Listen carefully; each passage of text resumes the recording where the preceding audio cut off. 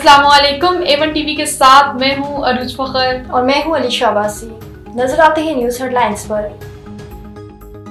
Article 63A नजरसानी case, गुज़िश्ता समात का तहरीरी hukamnama, bench पर बानी PTI के वकील का एतराज, बिला जवाज करार। बेंच की तश्कील पर अली जफर ने एतराज उठाया। चीफ जस्टिस ने जवाबी खत में वजाहत की।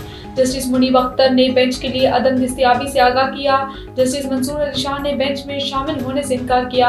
बेंच के दोबारा तश्कील प्रैक्टिस एंड प्रोसीजर कानून के मुताबिक करार, किसी को बेंच में बैठने पर मजबूर नहीं कर सकते। सुप्रीम कोर्ट में केस की समाअत शुरू हो गई।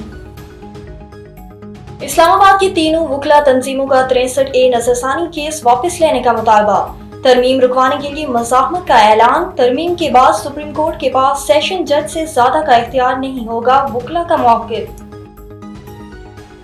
इस्लामाबाद में 4 अक्टूबर को हर हाल में एहतजाज होगा। पाकिस्तान तहरीक इंसाफ का ऐलान। उमर अयूब ने तमाम केसेस को जाली करार दे दिया। बोले, हमारे लोगों पर फायरिंग और तशद्दुद किया गया। हुकूमत लंदन प्लान के तहत चल रही है। ये लोग करप्शन छुपाने के लिए आइन में तरमीम चाहते हैं।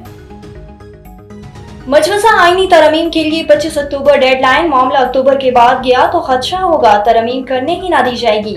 बिलावल भुट्टो कहते हैं कि हुकूमत ने हमसे पहले तरमीम का आइडिया अदलिया से शेयर कर दिया, इसके बाद हमसे महसूस नशिस्तें छीन गई। कौन बनेगा वजीर आजम, चीफ का खेल खत्म कर दें। बानी PTI की फौजी ट्रायल से मुतल्लिक सबूत लेकर आए, फिर देखेंगे। फिक्र ना करें, माफी का इख्तियार तो हमारे पास ही है। और जहां मौका मिलता है एहतजाज शुरू कर देते हैं। ऐसे अनासिर से सख्ती से निपटना चाहिए। नवाज शरीफ का मुतालबा, ये वस्त एशिया के लोगों की तरह पंजाब पर हमलावर होते हैं। अज़ाइम क्या हैं? जेल में बैठा शख्स कुछ नहीं कर सकता। मरीम नवाज ने कहा कि सियासत की इजाज़त है, दहशतगर्दी की नहीं। जेल से हमेशा यही पैगाम आया, आग लगा दो, पुलिस वालों के सर फाड़ दो, ये लोग जल्द माजी का किस्सा बन जाएंगे। A1 टीवी के न्यूज़ स्टूडियो से फिलहाल के लिए इतना ही। मज़ीद खबरों और अपडेट्स के लिए देखते रहिए A1 टीवी। A1 टीवी, सब पे नजर, अंदर की खबर।